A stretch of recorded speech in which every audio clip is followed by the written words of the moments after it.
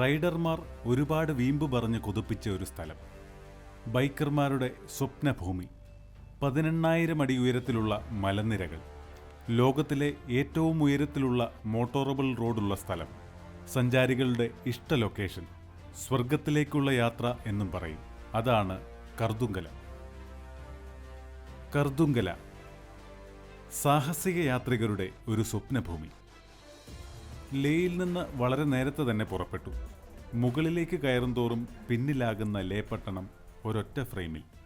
അതിൻ്റെ ഭംഗി ഒന്ന് കാണേണ്ടത് തന്നെയാണ്.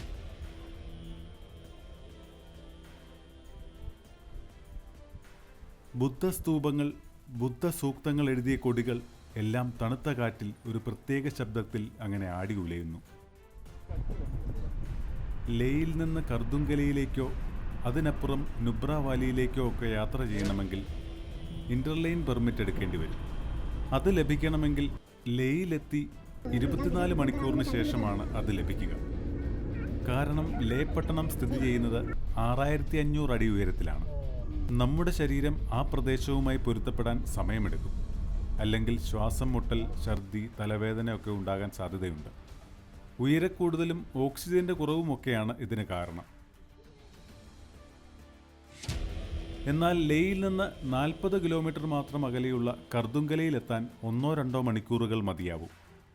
എന്നാൽ ഈ സമയം കൊണ്ട് 18,000 അടി ഉയരത്തിലാണ് നാം എത്തിച്ചേരുന്നത്. തീർച്ചയായും എല്ലാ തരത്തിലുള്ള മുൻകരുതലുകളും യാത്ര ചെയ്യുന്നവർ എടുത്തിരിക്കണം.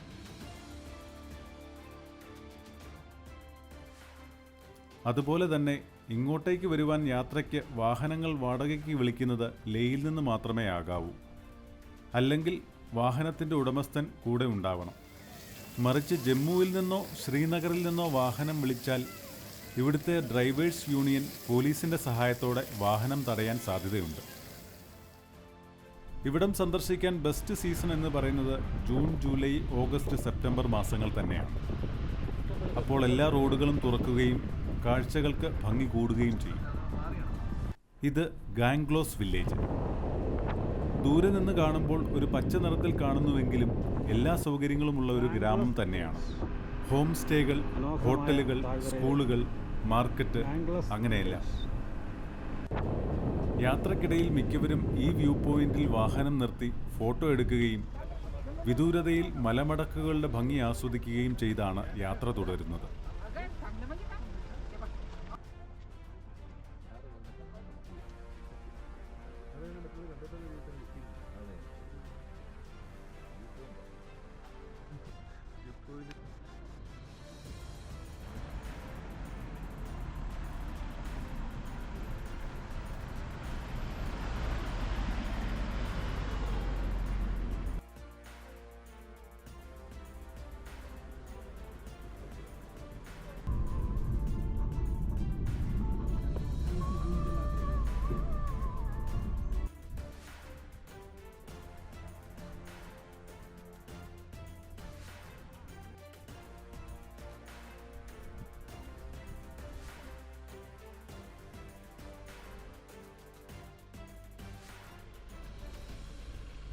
റോഡിൽ ഇങ്ങനെ പലയിടങ്ങളിലും റിപ്പയർ വർക്കുകൾ നടക്കുന്നു.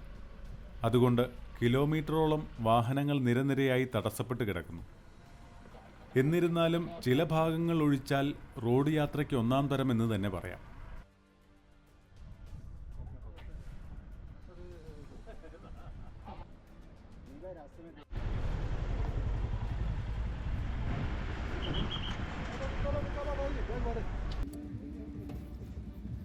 ഭാര്യാഭർത്താക്കന്മാരായ ചില ബൈക്കുകാർ കൊച്ചുകുട്ടികളെ ഇത്രയും റിസ്ക്കുള്ള ഈ യാത്രയ്ക്ക് കൂട്ടിയിരിക്കുന്നത് കണ്ടപ്പോൾ അത്ഭുതം തോന്നിപ്പോയി. ഇവിടെയാണ് യാത്രാരേഖകൾ മിലിറ്ററി ഉദ്യോഗസ്ഥർ പരിശോധിക്കുന്നത്. ഞങ്ങൾ ലേയിൽ നിന്നെടുത്ത വാഹനമായതുകൊണ്ട് പരിശോധനയൊക്കെ വേഗം കഴിഞ്ഞു.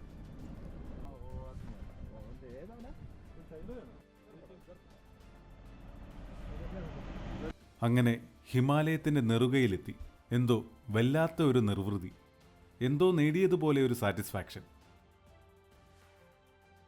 പിന്നീട് ഇവിടെയുള്ള Khardungla the top of the world എന്ന മഞ്ഞ സൈൻ ബോർഡിനെ പശ്ചാത്തലമാക്കി ഒരു ഫോട്ടോ എടുക്കാൻ ഒരു അവസരത്തിനായി കാത്തു നിൽക്കുകയായിരുന്നു.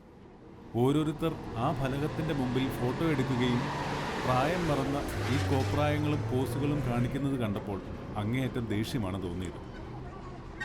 ഇത് ഇവിടെ വരുന്നവർ എത്രമാത്രം ആസ്വദിക്കുന്നു എന്നാണ് മനസ്സിലാക്കേണ്ടത്. അത്രയ്ക്കും സന്തോഷത്തിലാണ് എല്ലാവരും. അങ്ങനെ ഞങ്ങൾക്കും ഫോട്ടോ എടുക്കാൻ ഒരവസരം ലഭിച്ചു എന്ന് തന്നെ പറയാം. ഇത് ബുദ്ധസൂക്തങ്ങൾ എഴുതിയ പതാകകൾ. മിക്ക ഹിമാലയൻ ഏരിയകളിലും ഇങ്ങനെയുള്ള കൊടികൾ കാണാം. കാറ്റിൽ ഈ കൊടികൾ ആടി ഉലയുമ്പോൾ ഇതിലുള്ള സൂക്തങ്ങൾ കാറ്റിലാടി നമ്മിലെത്തിച്ചേരുകയും അത് ഏൽക്കുന്നവർക്ക് ശാന്തിയും സമാധാനവും ലഭിക്കും എന്നാണ് അർത്ഥമാക്കുന്നത്.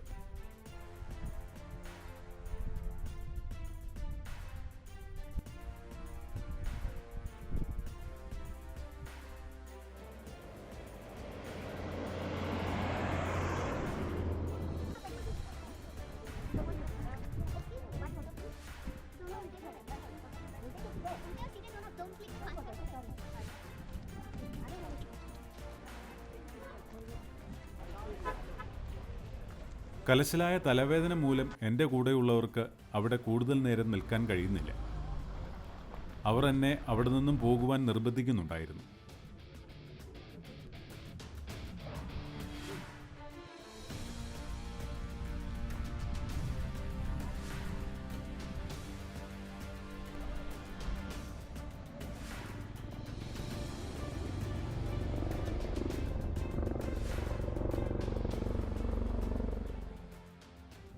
ഇവിടെ ഞങ്ങൾക്ക് അടുത്തതായി പോകേണ്ട സ്ഥലങ്ങളുടെ ദിക്ക് സൂചിപ്പിക്കുന്ന ഒരു ബോർഡ്. എല്ലാവരും ഫോട്ടോ എടുക്കുന്ന തിരക്കിലാണ്.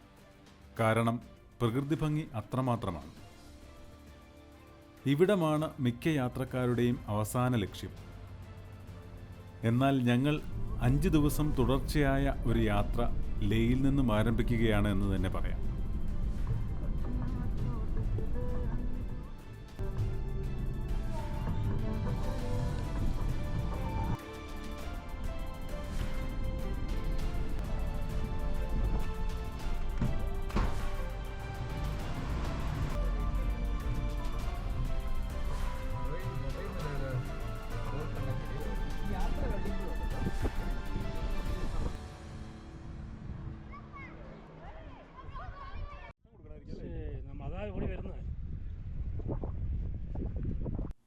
അടുത്തതിൽ ഹിമാലയത്തിൻ്റെ നെറുകയിലെ മരുഭൂമിയിൽ ഒരൊട്ടകയാത്ര.